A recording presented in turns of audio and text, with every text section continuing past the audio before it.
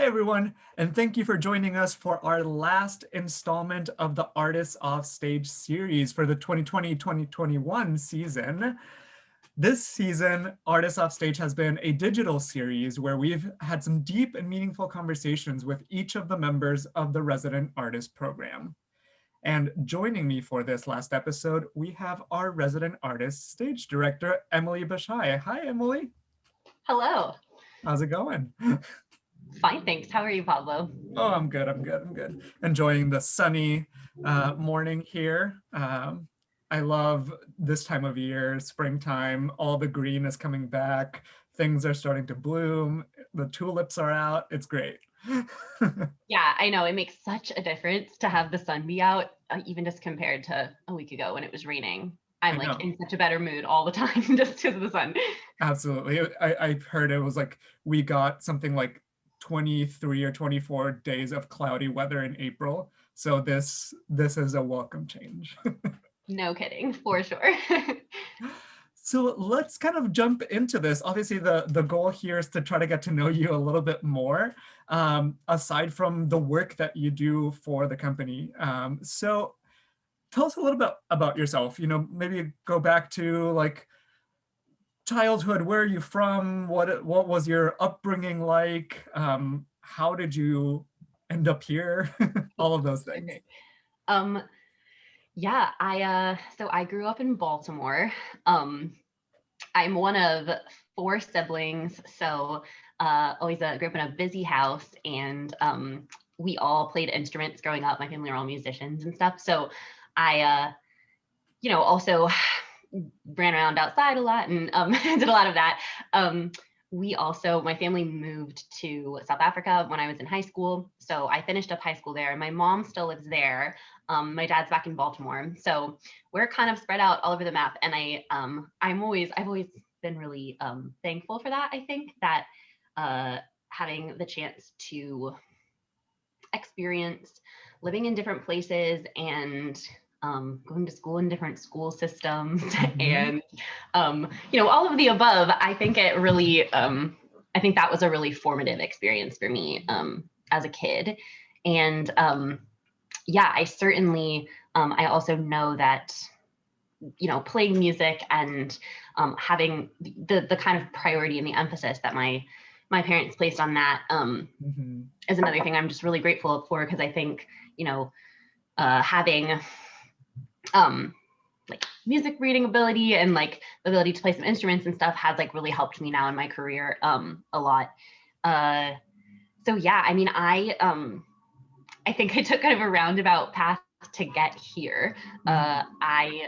If you'd asked me what I wanted to be when I was little or a kid, I think I would have told you that I wanted to be a movie director. I really wanted to make films. And I mean, there's all these classic stories of me kind of bossing all the neighborhood kids around and making them do shows.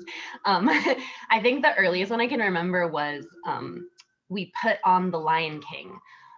So this was actually a stage production. So, okay, roots here. But it was just the soundtrack to The Lion King playing while I made all of us jump on the trampoline in masks that I had made of the Lion King characters out of construction paper. And I made all of like the parents and the grown-ups like sit there and watch, and they had to clap at the end. It was really strict. Yeah, so I think that's the earliest one I can remember. I think I moved past that into silver screen work. I made a movie on one of those Nikon Coolpix cameras when I think I was like 9 or 10. It was about a dog that gets hit by a car and they have to take him to the vet. So the dog was a stuffed animal, but all the other people were real. So like my sister played the mom that hit the dog in the car, and my cousin played the receptionist at the vet, and our friends from down the street played like onlookers. And my mom and my aunt also helped because like they could actually drive the cars, so that helped too. And it really came together. I feel like I always joke that I have to be really nice to my family all the time, or else that movie might resurface when I don't want it to. So yeah. Yeah, you can get blackmailed with that. yeah, it's definitely they could leverage it for a bunch. So Yeah. So you were telling me a few days ago when we last chatted that you spent some time in the UK. Tell us a little Yeah. bit more about that. Yes. So I moved to the UK in 2018. Okay. I went there originally to study, to do my master's. So I studied at the Royal Welsh College, which is in Cardiff. And then I ended up staying on for like another year after the program was done. You know, I just ended up feeling really rooted there. I really loved the community that I'd found around me, friends, and Cardiff is an incredible city. If anyone was thinking of visiting and hasn't, I really recommend it. It's just, I felt like it was like the perfect size of city for me, and the art scene there is just really vibrant. It's really well funded.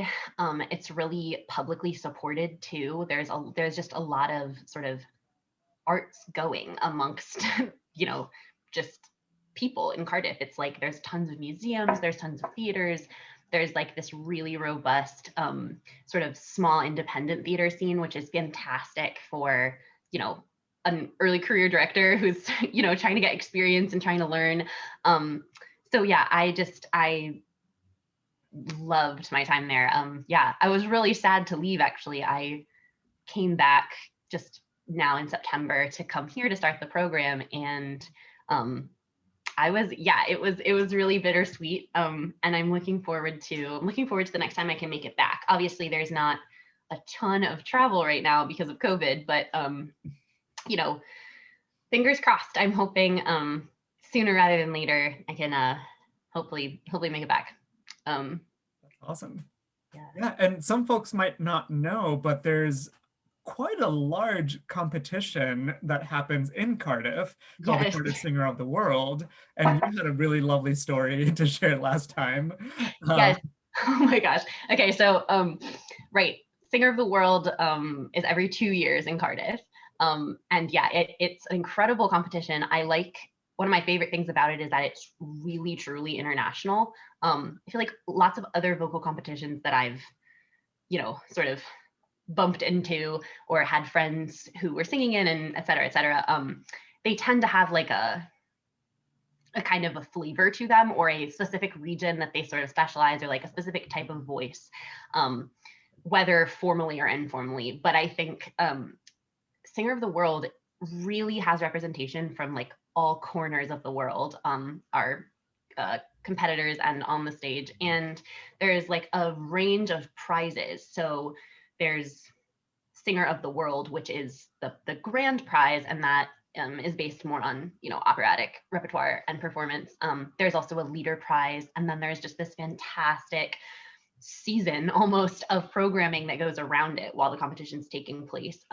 So the judges are this assortment of like really sort of dazzling names from the opera world, and they all come into Cardiff and are there to judge the competition, but also give recitals and performances and master classes all around those events. So it happens that some of the venues that the competition utilizes are at the college. Mhm.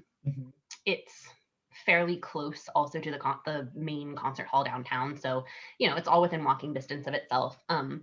And yeah, Royal Welsh hosts a good deal of the competitions events, and so you're just kind of walking around school.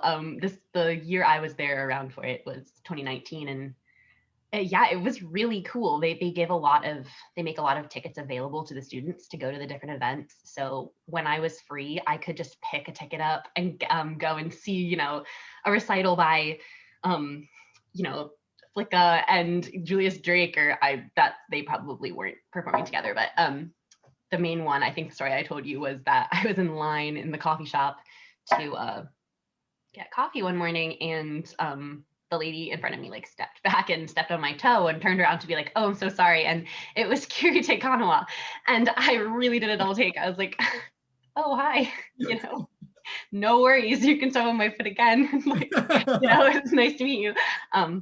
Yeah, so that was just really cool. I think in general, that's really representative of the way I found the kind of the arts community of Cardiff as a whole, as funny as that sounds, I mean, it's a small city and it's such a welcoming place. I think a lot of times, especially cities with big art scenes, what we like to think of here in the States, just because everything is so big here. I think those communities, if you're not, if you haven't been there for long, can often feel really, you know, confusing and like hard to access. Not really on purpose, but it's just, those are hard networks to break into a lot of the time. And because of lots of things, it really just feels like there, you can bump into people like on the street, and you can, if you see a show opening in a theater, like chances are someone that worked on it. And so it just feels very tightly knit, and it feels really close, and it feels really accessible. It just feels like there's opportunity, a lot of it, and that's really exciting, because I think sometimes the best work comes out of those types of settings. Yeah, absolutely. Yeah. So what was that moment like for you when directing sort of goes from kind of this childhood playtime kind of activity to, I might want to pursue this as a career? Yeah, that's a great question. And I actually think I have a really specific answer for it. So I first, I think, considered really pursuing directing as a career. Sort of midway through college, I got the chance to go be the assistant director on the season in Aspen, at the Aspen Opera Center. And so I was assisting Ed Berkeley, who is this like wonderful director, and he used to run that program, and so he was directing some of the shows, and then I was also assisting on the one he wasn't directing. But I basically got to just learn a lot in one summer, and I saw this career path that like I didn't really know it existed actually before that. And I had always sort of been tangentially at least interested in opera. I always really loved listening to opera as a kid, and like almost weirdly, like my siblings used to tease me a lot because I would like be baking cookies on a Saturday in like 7th grade in the kitchen and like playing Tosca, and they'd be like, Emily, it's enough, like you got to turn it off. And I'd be like, no, listen to this part. And like, it just like, it was just this weird thing that I just weirdly really liked as a young kid too. And so I think my kind of, call it an obsession maybe back then, but the kind of like passionate way that I felt about it when I was little had kind of faded. But I still really kind of interested. I would go see things when I could, and had worked on like producing from the sort of producer side of some operas on campus and with some music societies on campus. And so when I got I was still sort of really actively pursuing film at that time though. And so this opportunity kind of came about, and I all of a sudden was like, wait, this makes so much sense to me, because I sort of unknowingly had put in a lot of the legwork beforehand, to have a lot of like the knowledge that is really helpful if you are going to direct an opera, to, like knowledge of the body of repertoire and experience with the genre, and music reading and that type of thing that I think, I mean, a lot of the things that make opera feel kind of, again, prohibitive to someone who's a newcomer to it, which that's a whole nother thing, like whether that's problematic or not, which, we agree that it is. But so I went like, oh my God, duh, this makes so much sense. So I think that was kind of the light bulb moment for me. But then it took a few more years really, of I kind of had one foot in then, and I still had one foot on the other side where I wasn't sure really what a career in this field looked like. I didn't yet really have a concrete idea of examples or trajectories that I had seen play out. And I don't think I internally felt fully committed to like believing in myself. Sounds corny, but it was just like, I don't know if I really should or can do this. And so I sort of, I thought maybe I wanted to follow an arts administration path instead. because again, that was work I had sort of encountered in college and really enjoyed. So I sort of kept that 50-50 thing going. I was working in a couple different admin jobs after college, and then also just like freelancing and doing training workshops and, you know, trying to kind of keep flexing that directing muscle on the side. And then eventually just I came across the program that Royal Welsh offered, the MFA program, because I you know, I had sort of like been toying with the idea of going back to grad school for a while. I knew I wanted to, but I wasn't sure when I wanted to, because it's, you know, as we know, can be really expensive. A lot of the master's programs that I had looked at and thought about here in the States, obviously they're really, really wonderful, and nothing against them at all. They're just, it kind of felt like that model wasn't fitting in super well with the way my life was headed at that point. They're all really long. They're like, you know, 2 or 3 year programs, and many of them are expensive. Obviously, some of them are free, and those are amazing. And but I hadn't seen one that I felt like that's what I want to do. You know, like, oh, that's it for me. And then I just remember like coming across this new director's master's in Cardiff and thinking like, wow, the way they've designed this training program kind of it had checked all those boxes that felt like the problem boxes that had kind of been bothering me about the other programs I've seen.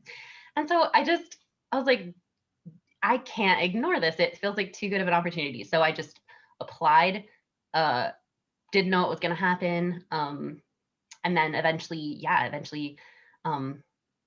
got a place in the program. So I think that was again like the next step along the journey of kind of allowing myself to really say, yeah, no, okay, I'm gonna do this. It was kind of a vote of confidence, and them, you know, offering me a spot was like saying, no, actually, you know, we think that you can really do this. And yeah, and then obviously that program is just, it's wonderful. I think it's a really innovative way of approaching director training.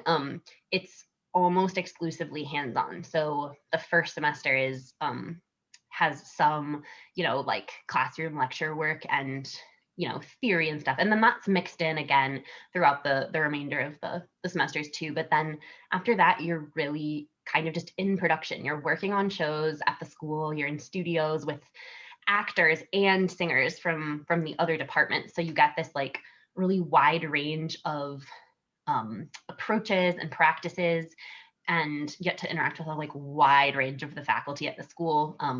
And yeah, I think it was invaluable to me. I really, really, really felt like I got my feet under me. And you know, just in a short time, it's an 18-month program. So it's not even 2 years. And I just felt like the way I thought of myself as an artist completely transformed from start to finish. You know, everyone talks about imposter syndrome, and I think that is real for sure. I know it's real. And I think, you know, specifically if you are someone who most of the people in the field aren't you. And obviously like I hold an incredible amount of privilege in the world. And that has definitely affected my ability to pursue this too. But you know, we obviously we know that there aren't enough women directors out there yet, and I think that's one of the reasons. I know it's one of the reasons why I hadn't seen this career as available to me as a kid growing up, even a kid with like you know, so many opportunities presented to me, and you know, growing up in a family that really supported the arts and prioritized the arts and like really wanted to encourage us to all do that too. And you know, even still, it took ages for me to kind of discover that, you know, directing was a thing, stage directing really, because you know, I had really only thought of it as film. So yeah, I think coming out of that program and then the, you know, various few jobs I had right afterwards still in Cardiff. I think that's when I started to really feel like when I said I'm a director, it wasn't something that I wanted to be, but something that I really was. And that is like a really wonderful feeling. I really, that feels like such a significant moment. And also I think, you know, like I feel like directors always joke about being really nervous for the first day of rehearsals, and that's obviously a real thing. It's terrifying, but you know, I felt a real shift actually in, I think prior to whenever that moment was, that kind of like watershed moment, I had always kind of felt a little bit out of control of what was going to happen in the process. You know, I was kind of going to go with it, like say a little prayer, hope that everything, you know, went okay. And then no one would kind of like discover me not knowing what I was doing. And then I think like at a certain point, that stopped being what was in the back of my mind. And instead I really felt like this was just something that I knew how to do.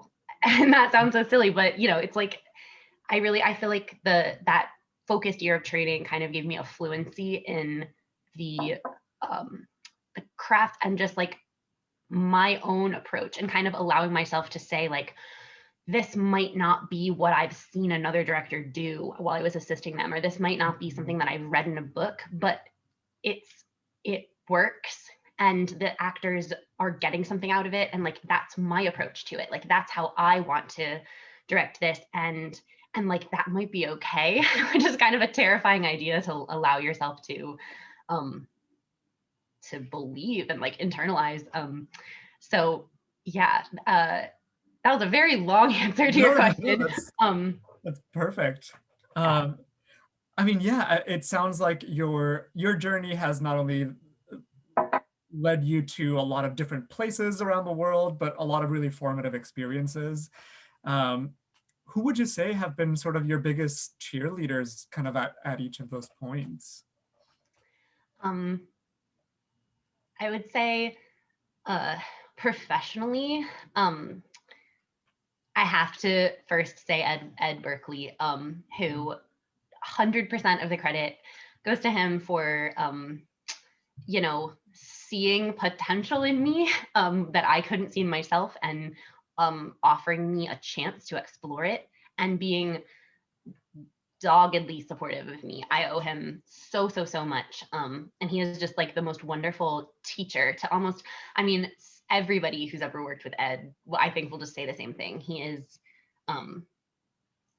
a great director, but he's also a great educator. And that's a sort of, I feel like that has always been a priority in his career, in his professional life. He is always like really devoted a lot to like teaching and training and just like mentorship of young artists. And I think, you know, I can never be grateful enough for that. I think the other, you know, the other people I think are my parents, again, like always very supportive of me. And, you know, like I think just having having grown up seeing,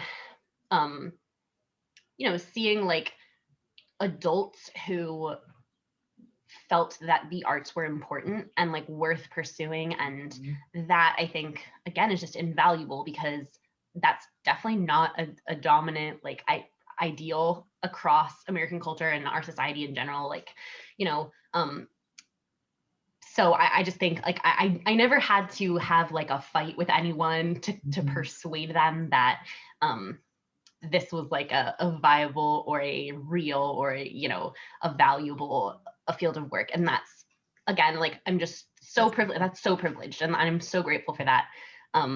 And then yeah, I obviously have to say Martin Constantine, who runs the program at Royal Welsh, and was another person who, you know, saw me and believed in me and gave me a chance to do something, but you know, also was just an incredibly important voice of guidance and mentorship, you know, throughout training. And also I still can email him for advice on things, and he just like, you know, he was one of the first, I think, kind of undiluted voices that I was forced to hear saying, you know, you really, really can do this. And I think that you're good at this. And you know, yeah, I that's so valuable also. So yeah. Absolutely. So, I mean, most people might not be totally familiar with the stage director track of the resident artist program. Most people are familiar with the singer track. So can you tell us a little bit about what it's like to be the resident artist stage director? What goes into that program? Obviously, this year was quite a bit different than it normally is, but this was your first year in the program. So what was that like for you? What kinds of things were you doing? Yeah. Um, well, maybe I should say what it looks like on a normal year, which I guess is just guessing because this was my first year in the program. But so I think normally, as the rap stage director, you first and foremost are the assistant director, excuse me, on the main stage shows.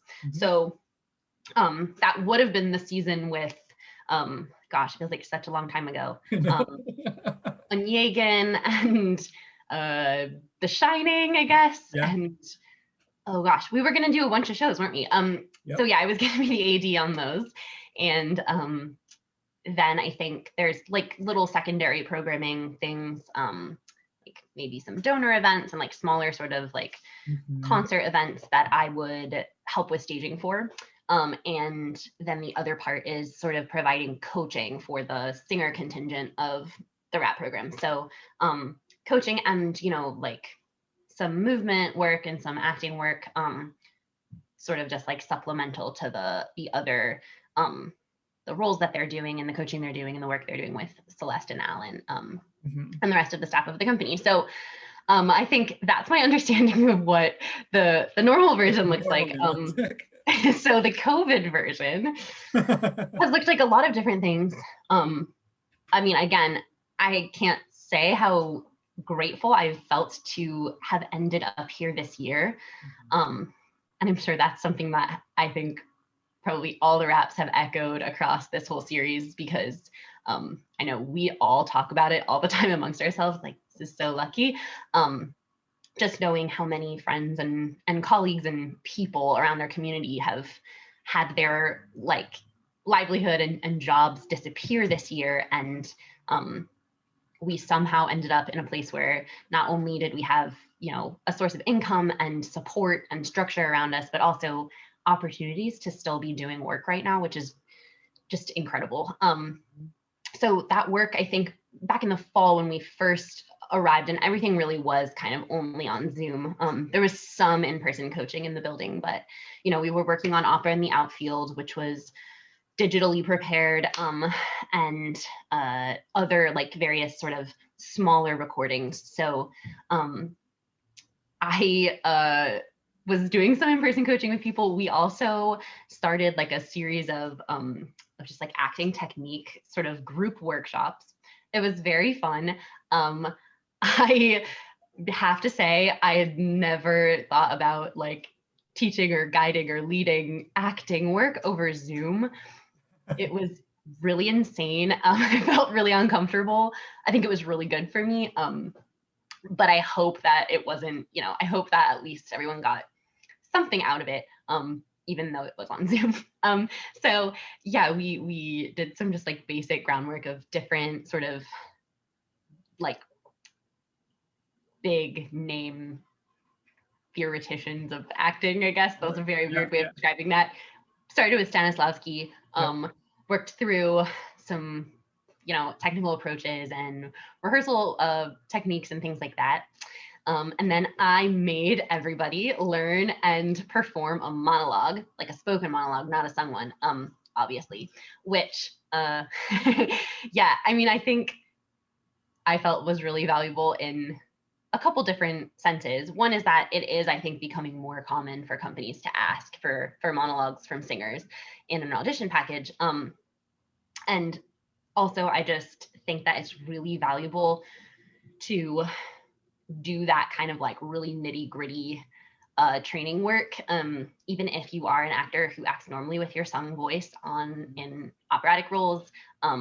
It's so connected to the way that we speak and the way that we communicate. And so I think like the more work that anyone does on connecting, you know, spoken acting, speech, with, you know, the physicality of embodying a character and the choices that you're making, obviously a spoken monologue comes at you way faster than most arias do, or most, similar, I guess, most similar to recit in opera. But even still, it's harder to act in an opera piece because the the progression of the drama, the progression of the words and the timing of it aren't happening in real time, right? Like it's in this suspended, abstract, fictional sense of time. And so it takes like double, I would say, the amount of stamina and detail and just, work Yeah. to really act as an opera singer. So I think, while we were like doing these sort of new techniques to some in the group, we started with spoken monologues, and that was very fun. We got to rehearse those a bunch and then recorded them and had a little viewing party like over Zoom on YouTube. It was, yeah, that seems like such a long time ago now, but yeah, so that was fantastic. Yeah. In the fall, we made a movie of the Onegin duel scene Yep. with Joey and Alan Michael and Aaron. So that is still in the works. I think that hopefully it should be out soon-ish. We're just working on getting that edited and ready for release. Because obviously then once the season really started picking up again, we were working on lots of other really big projects. Yeah.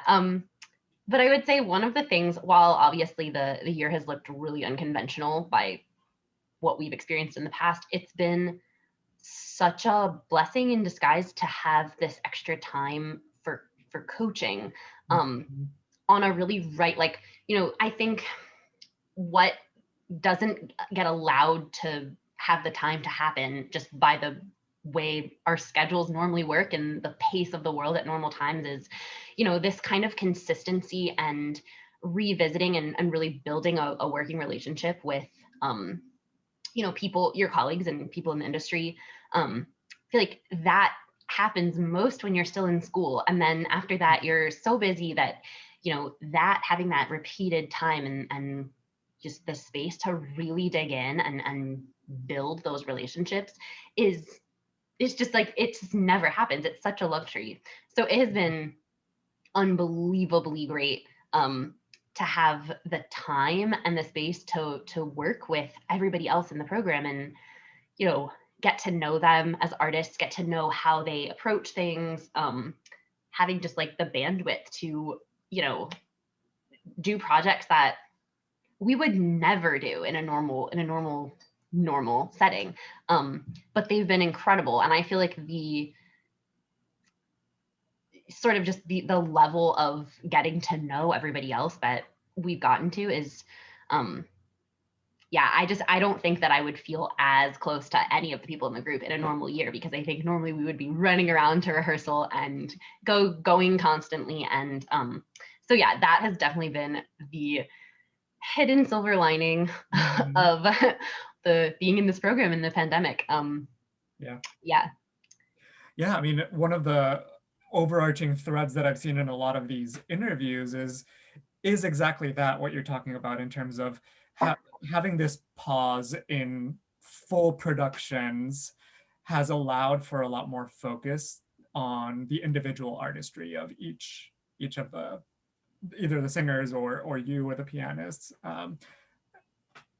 It's really wonderful because you really don't get that very often, and especially in programs of this nature where it is just kind of like one production after the next, without a lot of breaks in between. Right. Yeah, I would say the other thing that I think this year has contained for me is, I think, as I was mentioning before, I came to directing through film and video work. And that up until this year would have felt like a funny story to tell because I was just so far from that work in where I had ended up.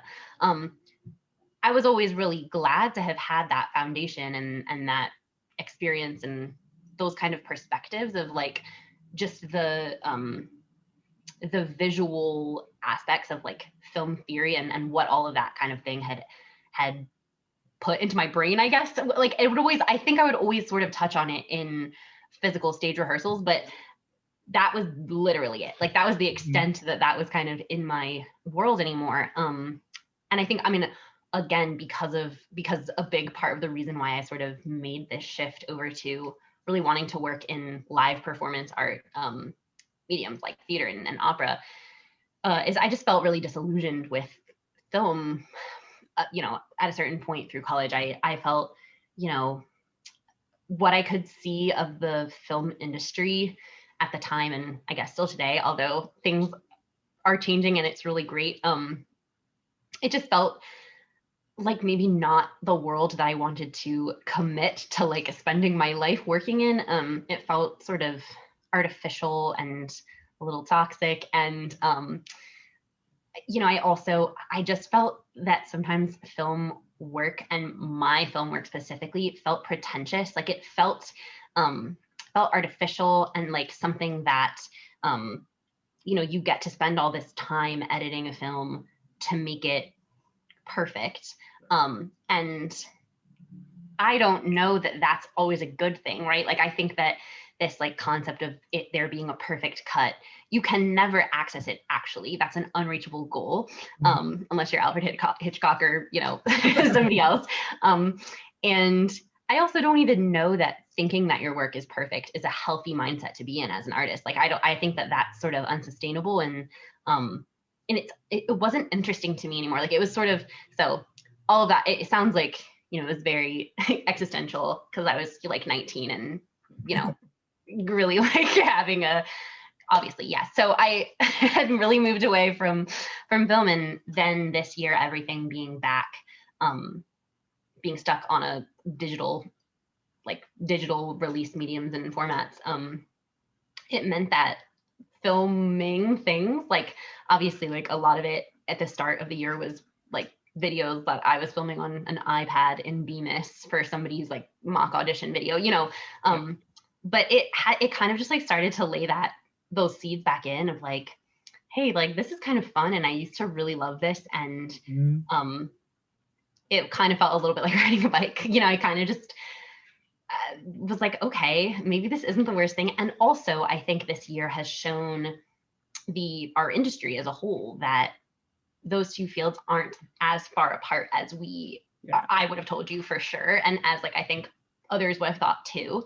And they're also not as incompatible. Like, I think the Albert Herring that we just finished filming is a perfect example of how you can make a piece of theater on film that isn't a live performance, and it's also not a studio shot movie, right? It's neither, and it's both, and it's something of its own. It's and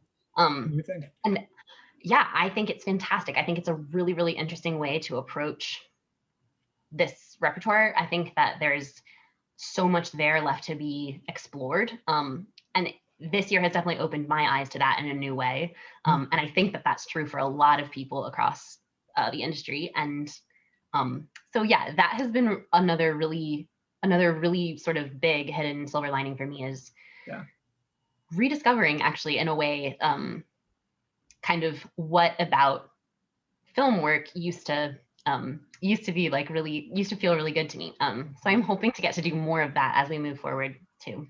Yeah, I think it's definitely something that's worth keeping around as an option for opera companies. I think that's opened up a lot of doors that were maybe previously not quite so open. Yeah, definitely. I mean, I would never advocate for all the reasons I just said. Like, film can never replace live experiencing something live. It's not the same thing, and it can't. Like, it is inherently different to the extent that it like kills the live thing if it's being recorded. So,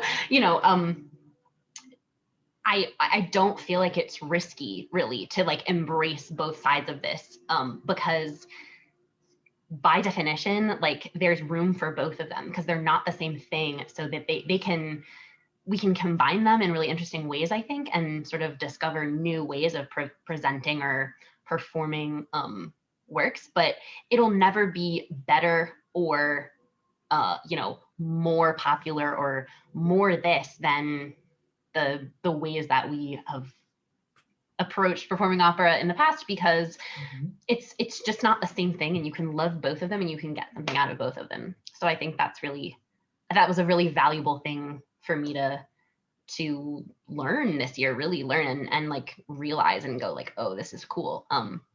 So yeah. Yeah, no, it makes me think about, how Disney Plus released a video of Hamilton. And while it's great, and I love Hamilton and enjoyed watching it on a screen, it doesn't replace the original thing, and I would still want to go see it live. Yes. But it's also nice to have that digital version of it. Yeah, they can both exist. I'm so glad you brought up the example of Hamilton, because that's a perfect example of it. I don't know about you, but when that got released last summer, that was in the part of lockdown where I had really stopped watching a lot of the things that were streaming. Like, it's like the beginning months of when everyone was staying at home and kind of like grappling with suddenly everybody's contracts are canceled and we have so much free time. There was like that rush to like put videos on Facebook and like do things on social media. And I think for like a couple weeks, I was just like gobbling it up. I was like, this is so cool. And I was like loving seeing what everyone was coming up with. And then it just got to a saturation point. Did you experience the same thing? Absolutely. Yep. Yeah. I was like, I don't really, it's funny because all of these really big companies put out some of their best content, and I found myself just like not really all that interested anymore.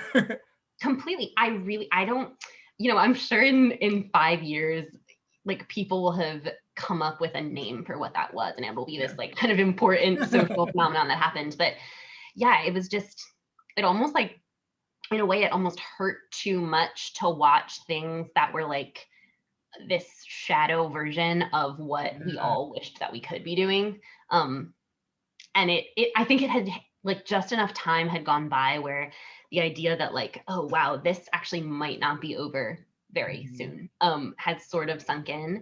And yeah, I had really like found myself in this place where I just wasn't watching anything having to do with like theater, or I was watching like Tiger King, like bad documentaries on Netflix. Like I went down a whole rabbit hole. Yeah, so many rabbit holes actually. Like I got really obsessed with like documentaries about George Washington. I watched like all of them. And then like a lot about like the War of 1812, because I feel like that's the war that everyone forgets about. And then like a lot about like Nazis, and like then you kind of go into those like dark like cult genre documentaries, like just a lot. There's a lot out there, and a lot of time to watch it in lockdown.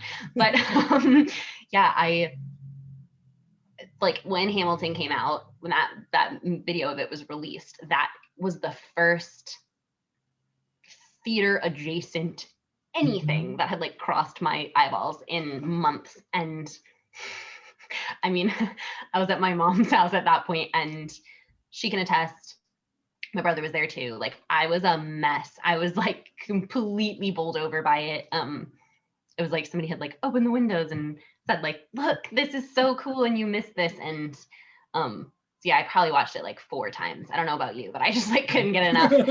But you're right. Like what about that? What about that film made it so compelling is that it was like, it wasn't just a live show that they'd filmed, right? Because it can't, like you said, cannot even come close to what it would be like to see it live. I've never seen Hamilton live, but I would love to at some point. And yeah, I mean, it was also, that was really cool for me because I knew the soundtrack so well. And weirdly enough, I had sort of like met Lin-Manuel Miranda in passing because he came to, he came to Royal Welsh like the fall of the year that I was, right when I had gotten there, to do like a workshop with the musical theater master's program. And so I didn't get to be in that studio with them. Obviously it was just for them, but he was just walking around the campus for like a day. And one of my I was chatting with a member of like the office staff, and she kind of like spilled the beans a little bit. She was like, I'm not supposed to tell you, but if you kind of go down to the bottom of the stairs at this point, like Lin-Manuel Miranda's here. And I was like, what? So I kind of like stalked him a little bit. I kind of waited, and he came by, and I was like, hi. I was like, hey, like I'm a really big fan of yours. And he was so nice and like lovely, and as everybody says about him. It was definitely like a fangirl moment. And I realized later he was filming a show. A lot of shows are filmed in Cardiff, which was something I learned. Like a ton, actually. Like Doctor Who is filmed in Cardiff. Sherlock is filmed in Cardiff. The Golden Compass, that like new show, like series or whatever it's called, his Dark Materials, I guess, also filmed in Cardiff. So he was there filming his Dark Materials, Gotcha. which I later realized that made a lot of sense. But yeah, that was a tangent. Hamilton, watching the video with my tangent. an important tangent. Yeah, gotta hit on Lin-Manuel. But yeah, that was the first time I'd seen the whole thing of like what the production had actually looked like. So it was my first introduction to it. So I would be so curious, actually, like that would be an interesting thing to compare. Like you have seen it live, yeah? Right? Excuse me. So I'd be so interested in like how that video was for you, having seen it live versus for me, never having seen it live, because I think that's kind of like a good comparison for what filmed performances of other shows, like operas specifically, could be for people who are new to opera. And it could be like their first introduction to it. Yeah, I think that's really interesting, because like then it would just seem really cool, I feel like, because you don't have anything else to compare it to. Right. Whereas you know, for those of us who like may have seen lots of live shows of opera, that yeah, a video performance is always going to have a little something missing. Yeah. I think.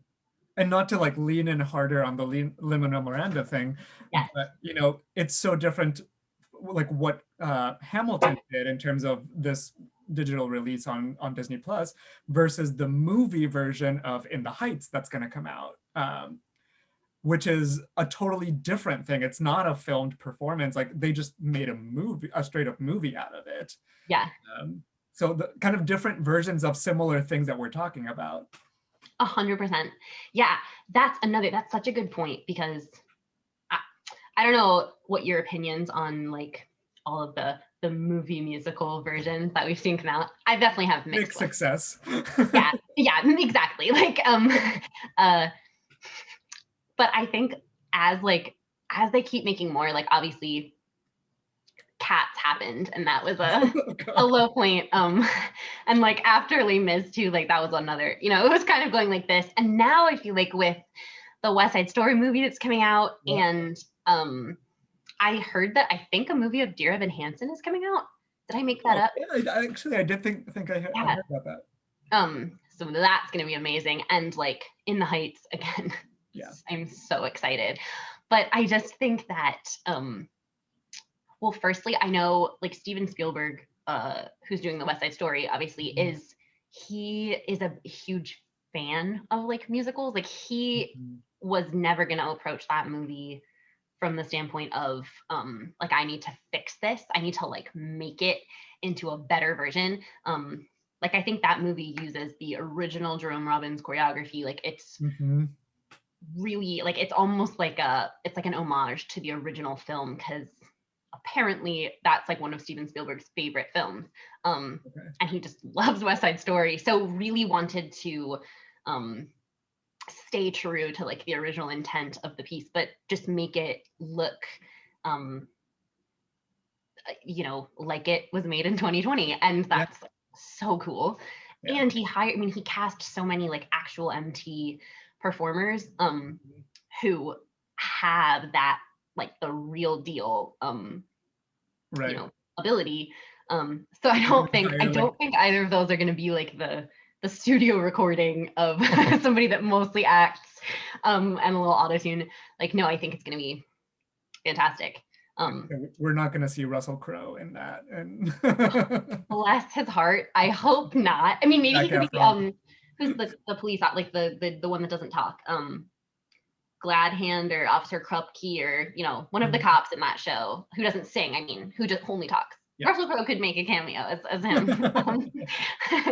But yeah, the part of that trailer that I was just done after was the fact that Rita Moreno is Doc. I don't think I had realized that. Like, I knew she was producing and was in it, but hadn't fully connected that they had her playing that part. And then I don't know if you've watched that trailer. Maybe everyone's not as on theater Twitter as I am, but the trailer that dropped at the Oscars, it was Rita Moreno singing somewhere over the back, and just stopped my heart. I'm so excited. Yeah. That's awesome. So, I mean, the last question that I'll sort of leave us on is where are you currently finding joy and inspiration these days? I'd say the first answer that pops into mind is in the sunlight that's streaming through the window. Yeah. I have been trying recently to read more because I feel like that's the easiest thing to stop making time for, especially as our lives start to pick up more and we get a little bit back to normal. So there is I guess April is poetry month across the board, but my sister works at a publishing company, Knopf in New York, and they have a April Poetry Month email list, and they'll send you a poem in your inbox every day of April. And that it's like the third year I've signed up for it. I always love it so much. So for the last month, up until a week ago, I was finding a lot of joy in those. And as lots of people can probably tell you, because they got texts of poems from me that I'm like, this made me think of you. And they're like, thank you. But, sort of forcing people to read this poem that I thought was really good. Yeah. But so that's something that has brought me a lot of joy in this last week, I will say. So I like to play chess a lot. That was kind of one of my original lockdown projects, early on. I will claim it was before Queen's Gambit came out. I was not on the Queen's Gambit bandwagon, but my brother is a really good chess player, and I was like, okay, you got to teach me. Yeah. So we started playing more, and I just have been practicing. And Aaron Keeney, another rap, we talked about it. Exactly. Yes. He is another very good chess player. And we've been playing a lot of chess since this program started. And this is huge. 4 days ago, I beat him for the first time. Huge deal. That was unheard of. And actually, I will say I'm claiming it as a victory. It was actually a stalemate game because he found a trap and trapped me into a stalemate right at the end, which I kind of knew he was going to do, but I'm claiming it because it was the closest thing to a victory I'm going to get anywhere near to. Normally he just like kicks my butt every single game. But that's another thing that I find very fun and have been doing a lot of. So yeah, Aaron, if you're watching this, your time is coming. Oh, that's amazing. Well, Emily, this has been such a joy to just get to talk to you and get to know you a little bit better. Thank you again for spending this time just talking to me. And yeah, I hope that we get to see more of you, more of your work in the next however long. Yeah, thank you so much for having me. And I will see you soon. All right, take care.